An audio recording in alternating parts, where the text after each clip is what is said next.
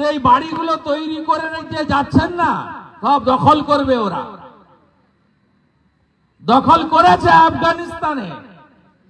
আফগানিস্তানে সবচেয়ে বেশি সম্পদ ছিল হিন্দু, শিখ এবং জৈন পার্সিদের হাতে, একদম শূন্য করে দিয়েছে। পাকিস্তানে 1% নিচে নামিয়ে দিয়েছে। লাহোর, ইসলামাবাদ থেকে শুরু করে সব বড় শহর, শিক্ষা, বিজনেস, সম্পদ, অর্থ সব ছিল হিন্দু, শিখ, পার্সিদের হাতে। ঠিক একইভাবে বাংলাদেশ শূন্য করার কাজ চলছে। আমরা এপারের পশ্চিমবঙ্গ কি ভালো আছি? এপারের পশ্চিমবঙ্গে হিন্দুরা কি নির্ভয়ে বাবা সাহেব আম্বেদকরের দিয়ে যাওয়া যে ধর্মীয় স্বাধীনতা আপনি কি রক্ষা করতে পারছেন? আমি আপনাদের স্মরণ করি, 47-এ দেশ ভাগ হয়েছিল কিসের ভিত্তিতে?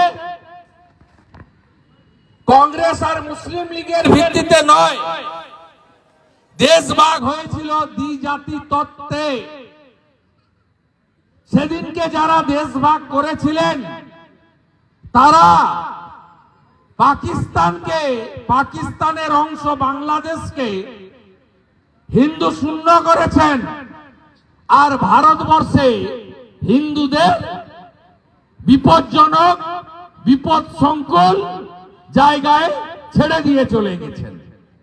দ্বিজাতি তত্ত্বে যদি দেশ ভাগ হয়, মুসলিমদের জন্য পাকিস্তান, হিন্দুদের জন্য হিন্দুস্তান, তাহলে আজকে এই অবস্থা আমাদের কেন?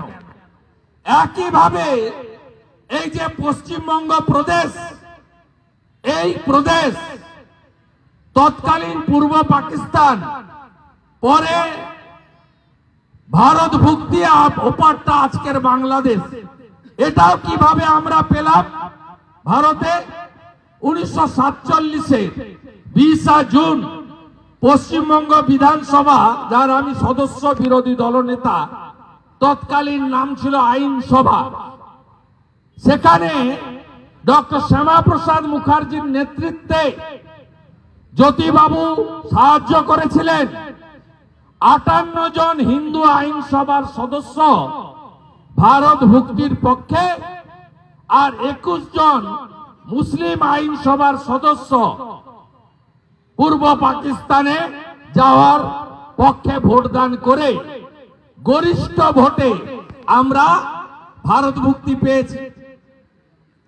তাহলে এটা তো বাঙালি হিন্দুদের জন্য ভারত কেশরী শ্যামাপ্রসাদ মুখার্জি আইনি লড়াই করে দিয়ে গেছেন। এই জায়গায় আমাদের এই অবস্থা কেন? আমরা ঐক্যবদ্ধ নেই। চিন্ময় কৃষ্ণ প্রভুকে গ্রেফতার করেছে কেন? কারণ কি জানেন? কারণ একটাই, যে সমস্যায় পশ্চিমবঙ্গে আমরা ভুগছি, আমাদের মধ্যে বিভাজন। আমরা ব্রাহ্মণ, ক্ষত্রিয়, বৈশ্য, শূদ্র।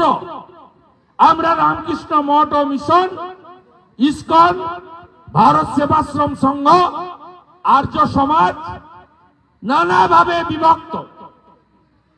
এই বিভক্ত থাকার কারণে আমরা আজকে নিপীড়িত, লাঞ্ছিত, অত্যাচারিত এবং ক্রমেই অস্তিত্ব সংকটের জন্য এগিয়ে যাচ্ছি আমরা সেই দিকে।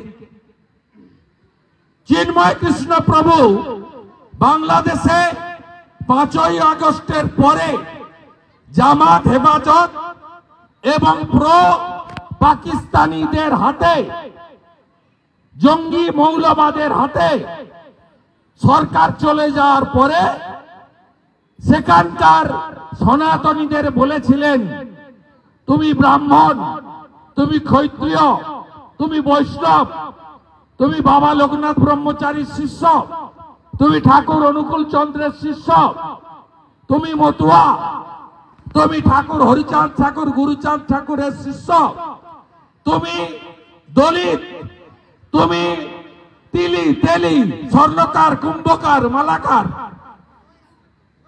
তুমি কায়স্থ, তুমি মাহেশ্ব, ঠিক আছে, কিন্তু আলটিমেটলি তুমি সনাতনী। এসো আমরা 2 কোটি সনাতনী আছি 17 কোটির মধ্যে, ঐক্যবদ্ধ হই, নইলে আমাদের অস্তিত্ব বিপন্ন হবে। 47-এ দেশ ভাগের সময় পূর্ব পাকিস্তানের ওই অংশে হিন্দু জনসংখ্যা ছিল 33%, 71-এ বাংলাদেশ সৃষ্টির সময় হিন্দু জনসংখ্যা হলো 22%, আর এখন হিন্দু জনসংখ্যা বাংলাদেশে 7.5।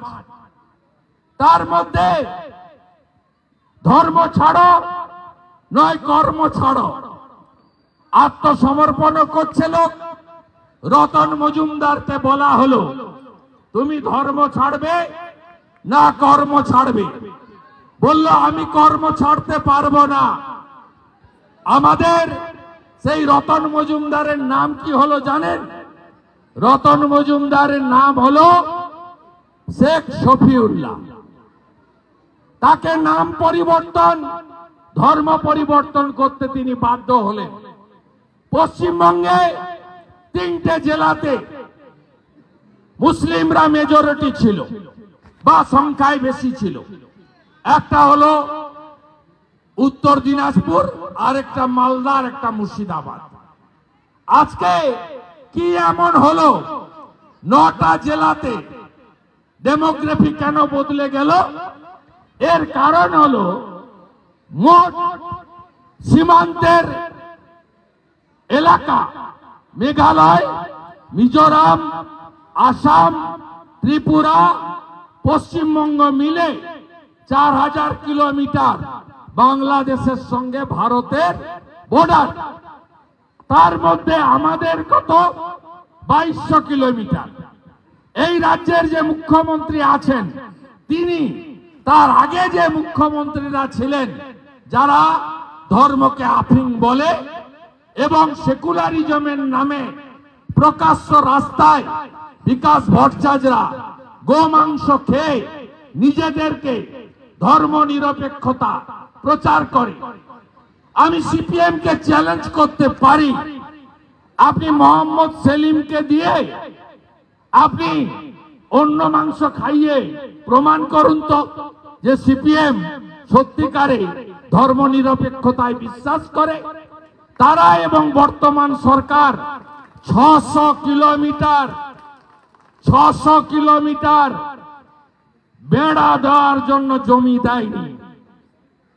এমনকি 17টা বিএসএফ এর চৌকি, 11টা বিএসএফ এর বড় ক্যাম্প দেওয়া হয়নি। তাই পশ্চিমবঙ্গের উত্তর 24 পরগনা, দক্ষিণ 24 পরগনা, নদিয়া, বীরভূম, পূর্ব বর্ধমান, হাওড়া সহ আরো 6টি জেলায় সামগ্রিকভাবে ডেমোগ্রাফি পরিবর্তন হয়ে যাচ্ছে। আর গোটা ভারতে জঙ্গি সাপ্লাই দেওয়ার কাজ কে করছে? বাংলার মাটিকে ব্যবহার করা হচ্ছে। সম্প্রতি কাশ্মীর পুলিশ এসে ক্যানিং থেকে জাভেদ মুন্সিকে নিয়ে গেল, যে শক্তিশালী আইডি তো তৈরি করতে পারে, 2 কিলোমিটার দূর থেকে বোতাম টিপে উড়িয়ে দিতে পারে বাড়ি, গাড়ি, মানুষ তো কোন ছাড়। 2 কিলোমিটার দূর থেকে জাভেদ মুন্সি কোথা থেকে ধরা পড়লো? হাওড়া থেকে 60-70 কিলোমিটার হবে ক্যানিং থেকে। আমাদের ভিডিও ভালো লাগলে লাইক এবং শেয়ার করুন। কমেন্ট সেকশনে গিয়ে জানান আপনাদের মতামত। আরও ভিডিও পেতে আমাদের চ্যানেল সাবস্ক্রাইব করুন এবং প্রতি মুহূর্তে খবরের আপডেট পেতে প্রেস করুন বেল আইকন।